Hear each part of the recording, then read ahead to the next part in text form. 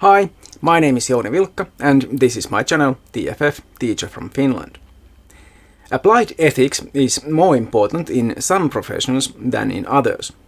For example, if you own a small kiosk where you sell candy and comic books, ethical questions related to your job and business, while they exist, are not quite as pressing and important to your society as ethical questions related to things like healthcare.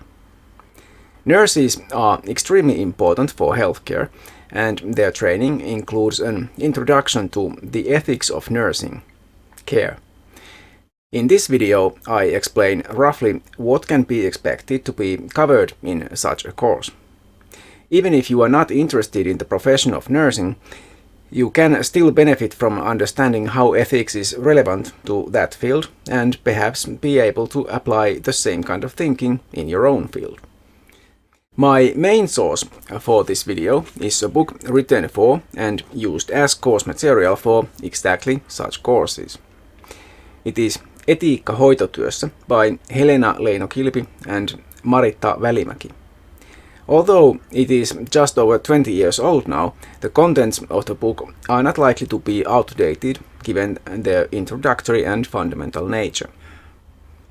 A course on the ethics of nursing would naturally begin by explaining the basics of ethics, which I have already covered in more depth throughout this series. In this video, I will focus on the application of ethics to issues specific to nursing. These have to do with 1. The interactions of nurses in their daily work, 2. Different nursing practices, 3. Ethical principles relevant to nursing, and 4.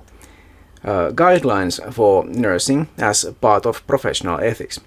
Finally, I will discuss specific ethical problems nurses may face in their daily work.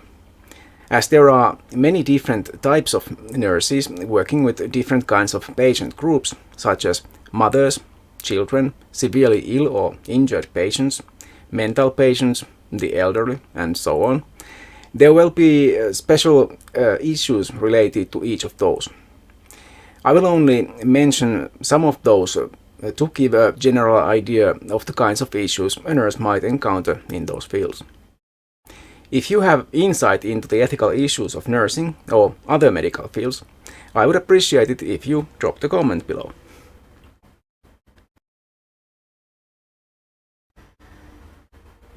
Nurses have to deal with different kinds of ethical issues in their work.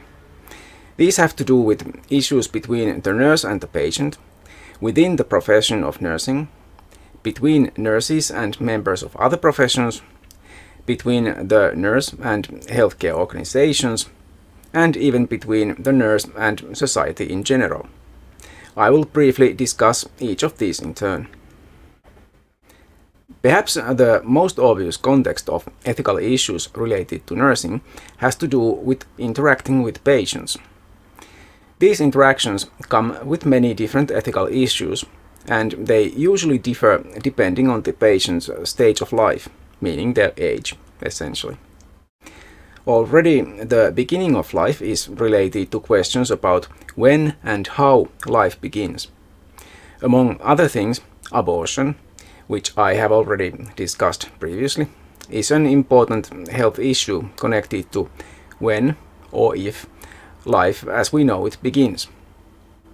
Fertilization, in vitro or otherwise, has to do with how life begins and is also the subject of ethical discussion. The end of the patient's life also brings out questions about when and how it will occur. A patient may wish to die with dignity, requiring assistance with it.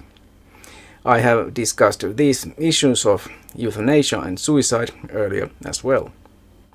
More commonly, questions are raised about the purpose of treatment and care of elderly and dying patients. The benefits of a treatment to the quality of life may be too little to warrant it. Aging may be connected to diminishing cognitive abilities, which causes further ethical issues. Between birth and death, the patient's ability to make decisions about their own health and treatment is important. It is often the job of the nurse to help them with that. When people seek help and become patients, they may be in a state where their competence to make such decisions is reduced. In the case of children, their parents are typically more responsible for decisions regarding their treatment. In general, though, healthcare workers must work together with the patient to make sure the best decisions are made in the interests of the patient, who has to be able to give informed consent to whatever treatment, if any, they are to receive. A nurse may find their personal ethics to conflict with the ethical codes of their profession, for example in the case of abortion. The most obvious solution in such a case would be for the nurse to seek employment where this is not a problem, such as caring for the elderly. One important ethical requirement for nurses is to maintain their professional skills by continuing their education in conjunction with working. Some jobs might not require the worker to stay up to date, but healthcare professions definitely do. It is possible for a nurse to find themselves in an ethical conflict with other nurses. They may, for example, notice another nurse behaving disrespectfully toward a type of patient, or that a colleague has a substance use problem that may affect their job performance. In clear-cut cases, reporting to a supervisor is the obvious thing to do, despite the lesser harm caused to collegiality at the workplace. Other cases might not be so easy. For example, when a colleague may have withheld information from the patient. The problem with interfering with the colleague's work is that such behavior may cause conflict in the whole community of health workers, endangering the services they are meant to provide.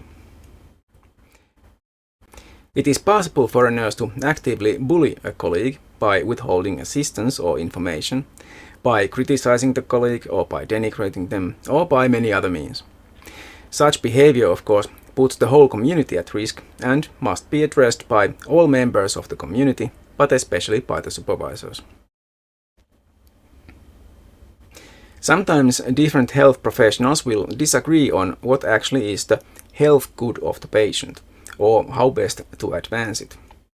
Sometimes conflicts between different professions are caused by power struggle or the lack of appreciation for the skills and knowledge of a profession. It is also possible that a nurse finds themselves in a conflict with a member of some other profession because the latter does not appear to have the best interests of the patient in mind. I think this would likely be the case if the patient is consulting a so-called alternative healthcare practitioner, in addition to the actual medical professionals. In such a situation, a nurse should defend evidence-based, scientific treatments and be able to advise the patient against attempts to defraud them based on superstitions or pseudoscience. Nurses work for organizations that provide healthcare services. Unfortunately, the nurse may find themselves unable to provide good quality care for their patients due to organizational reasons, such as the workplace being short-staffed, pressed for time, and being under too much pressure for many other reasons. These organizational failures cause the nurse to feel guilt, and the conflict between ethical ideals and actual realities of the workplace can cause burnout. In order to be able to provide good care for their patients, the nurses must care for themselves as well. Nurses play a significant role in triage or prioritization of treatment. They also have to allocate resources such as rooms and beds to patients under their care. These require estimates of the best use of resources in order to affect the best health outcomes to the largest number of potential patients the organization is responsible for. If and when the nurse is faced with ethically questionable outcomes, it is their duty to take the matter to their supervisors and possibly even ethical committees. As members of the wider society with special knowledge related to healthcare, nurses ought to participate in value discussions related to things like allocating resources to healthcare. They will themselves at times be patients as well, which should only provide more motivation to participate in making important decisions about what kind of care should be available and where. Resources, after all, are always limited. Nursing practices used in daily work may differ in ethically significant ways from each other. They can be analyzed with the help of three classes of practice. 1. Paternalistic, 2. Liberalistic, and 3. Utilitarian.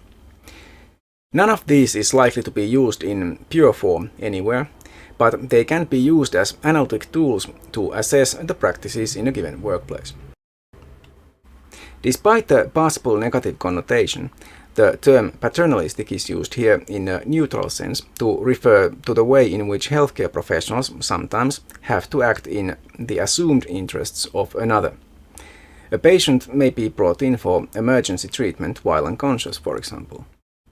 Or a patient may be intoxicated or unable to comprehend information offered to them and thus to make informed decisions because of young age or cognitive impairment. Paternalism may lead to ethically questionable behavior if the patient's actual abilities to make such decisions are ignored because of their assumed inability.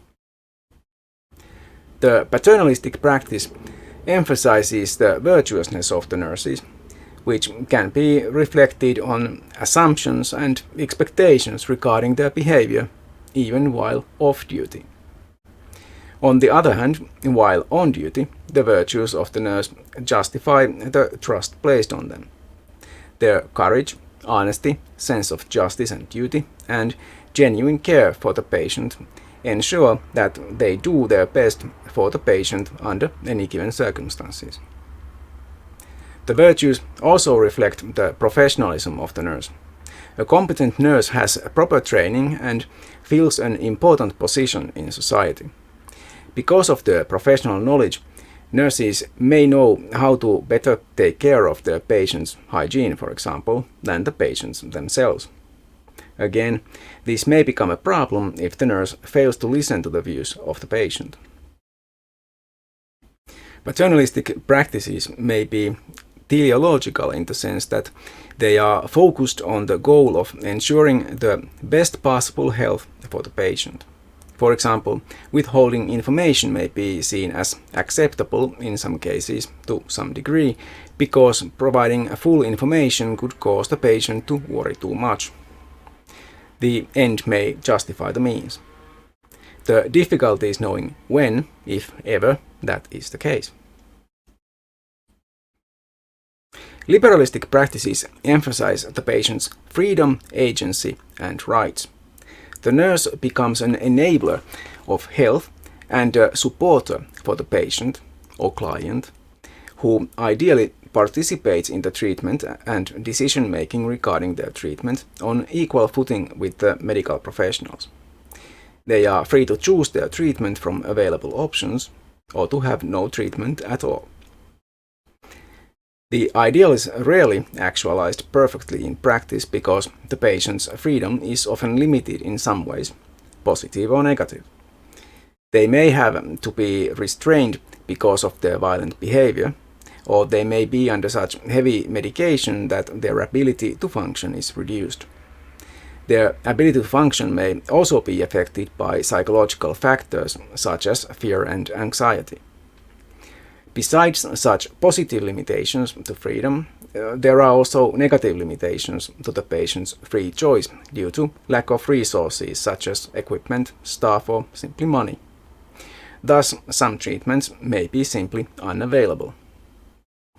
The nurse may find that the patient's freedom in some cases conflicts with the ethical principles of the nurse.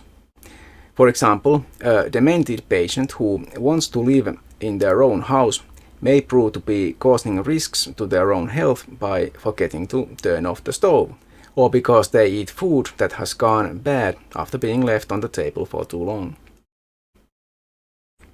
Liberalistic practice emphasizing the patient's responsibility for their own health may also be harmful by turning attention to things like the patients being overweight as their own fault, instead of focusing on the actual problems that may or may not be connected to the weight issue.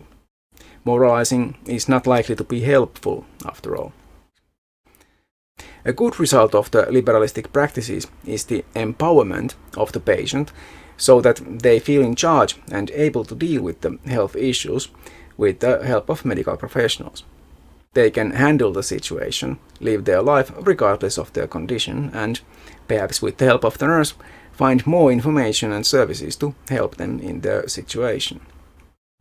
Liberalistic practice in healthcare places a lot of weight on the right of the patient to have access to the medical information, such as diagnoses, treatments, likely side effects of treatment, and so on.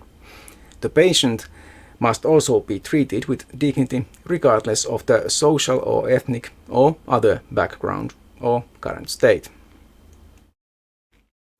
The utilitarian practice of nursing emphasizes justice and equality. The goal is to maximize the good health of the population. There are two approaches to this.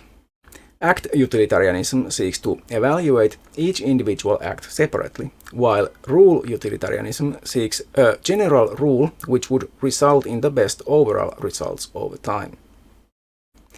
Utilitarian practice requires that health services be equally available to all, which is difficult or impossible to achieve in practice.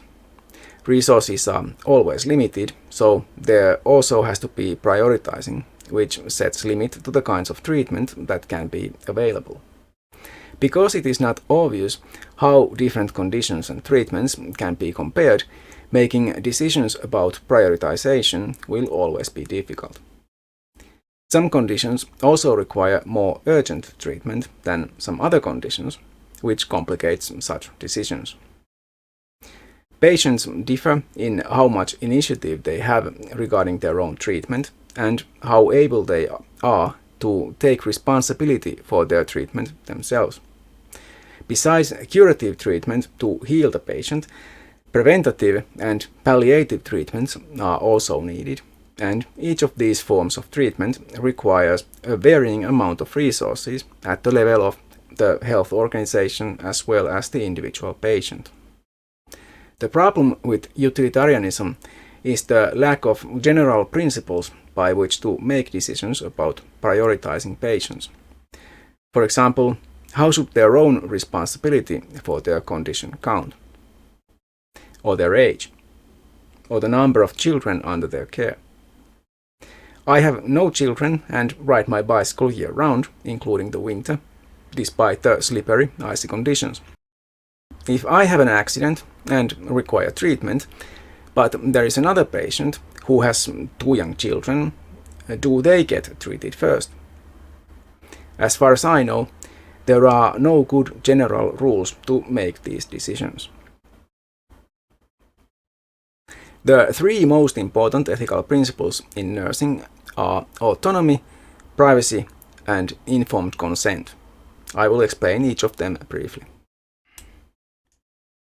Autonomy here refers to the patient's ability to make decisions about their treatment and to act according to those decisions.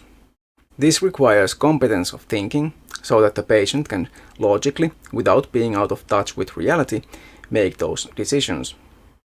It also requires their ability to stick to those decisions and, of course, the physical competence to actually perform the necessary physical actions, such as opening pill bottles, taking regular walks, using a telephone, or whatever is required. It is possible for the patient to prefer not to make choices for themselves, but rather let the physician or a family member make all decisions regarding their treatment. Usually they prefer being able to consult physicians and family members, but still making their own decisions. Health professionals have to ensure that the patient is able to comprehend the information they have been given and the implications of their decisions. Violations of autonomy usually have to do with things like waking up, feeding and washing patients, their medication, use of money, and even their choice of haircut. The patient's autonomy is an ideal to which the nurse has to strive, although it can probably never be fully realized. There are different aspects to privacy, such as physical, mental, social, and informational privacy. Physical privacy means that the patient's personal space is respected and that they are not touched or, for example, seen naked without permission. It is important for the nurse to recognize that there are cultural and individual differences between how people experience such things. Mental privacy has to do with emotional closeness and sharing of private matters with others. Talking about intimate issues, like medical problems, may be difficult for some, but it is also important for the medical staff to have all the relevant information. Thus, the patient has to feel safe enough to be able to speak freely about important matters. Social privacy is about connections to other people. A patient may wish to meet their friends and relatives without other people intruding on them. They may also wish to be left alone, even in the middle of a crowd or a therapeutic gathering. Hospitals and nurses need to take such wishes into consideration. Nurses should not enter patient rooms without knocking, for example. Informational privacy in this context refers to medical information about the patient and possibly also their family. Such information needs to be kept confidential, and the notes in their medical records must not contain stigmatizing information. It might affect their further treatment. One of the most important ideas in ethics is informed consent. Without it, a patient cannot be used for medical research, nor can they be given treatment, except for first aid in cases of emergency. Consent is easy, but to make sure it is based on informed understanding is trickier. Even a cognitively well-functioning and fairly well-educated person may find it difficult to understand exactly what the medical professionals are recommending, why, and what the risks are. In some cases, it is not possible for the patient to give consent due to young age or a medical condition like coma. In such cases, a parent or a loved one is asked instead. In the absence of that option, the medical staff are forced to make the decision as well as they can.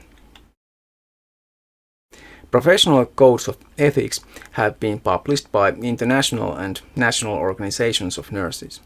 For example, the collection of ethical guidelines, Code for Nurses, was published originally in 1973 by the International Council of Nurses, ICN, which has of course updated those guidelines since then. There are many organizations of medical professionals, and it is important that their guidelines are not in conflict with each other. That will reduce the likelihood of conflict in multidisciplinary work teams. The guidelines deal with things like maintaining professional skills, what the relationship is with the patient and what the duties toward the patient are, the relationship between the nurse and the medical community at the workplace, other professions at the workplace, and the society at large. I will not delve deeper into the specifics here, as this is only meant to give a general idea of professional codes of ethics and how they are disseminated among the professionals.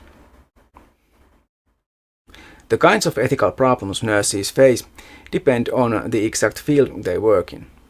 I will now take very brief looks into various fields and their ethical problems.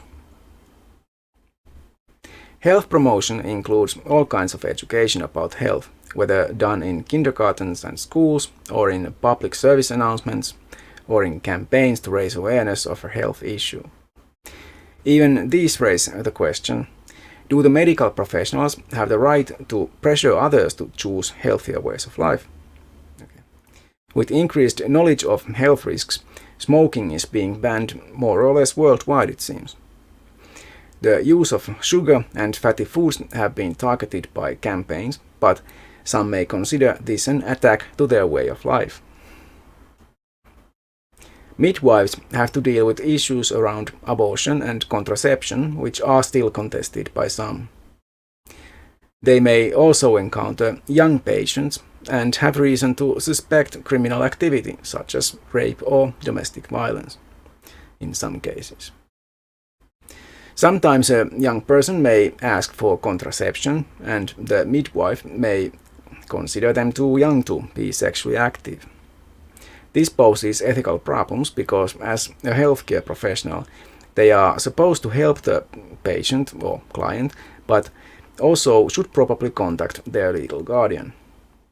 Yet they may fear how that guardian will treat the patient as a result. Nurses taking care of children have to deal with issues arising especially from the problems with informed consent, having to explain things to the children in an age-appropriate manner, and with issues of privacy between the patient and their parents. The ability to listen to and understand the needs and fears of the children is important. Sometimes there may also be a conflict of interest between the child and the parent, for example in cases of child abuse. Nurses in intensive care units frequently confront issues of life and death. The nurse has to take part in decisions about discontinuing the care, and so have to be able to handle such things on a personal level. Ethical problems can arise if different medical professionals disagree on what the good of the patient is. After all, some may think that allowing a person to die would be a mercy, while another might consider it giving up too easily. Nurses in mental health have to deal with patients that may seek to harm themselves or others. They may also need to be restrained for other reasons. Rarely, but sometimes, a patient can be forced to have treatment against their will. All these raise ethical questions. Nurses treating aging patients may find that a patient being cared for in their own home feels their home is not respected enough as their own private space. The continuation of the care of elderly people living in their homes may be a problem as well. Most people would prefer to live in their home as long as possible, but this can be costly to the municipality, and so the patient can be pressured to move into a nursing home. In such facilities, the aging people may not have the kind of privacy they were used to. Their ability to continue active living may also be severely limited. These were just some of the ethical issues nurses may run into in the course of their daily work. Do you know of any others? Let us know in the comments below. This has been my brief introduction to the ethics of nursing. It is an example of professional ethics, or applied ethics even more generally. Does some of this seem to apply to your profession as well? Let us know in the comments. If you are new to my channel, I recommend checking out the tab for playlists or the link below for my website for this whole project of mine of making educational videos on YouTube. I have a lot of long-form videos and even more shorts about philosophy that you might find interesting. See you back on my channel soon. Bye! If you wish to support my channel, please click thumbs up, subscribe and share my videos. Any comments on the videos would also be welcome.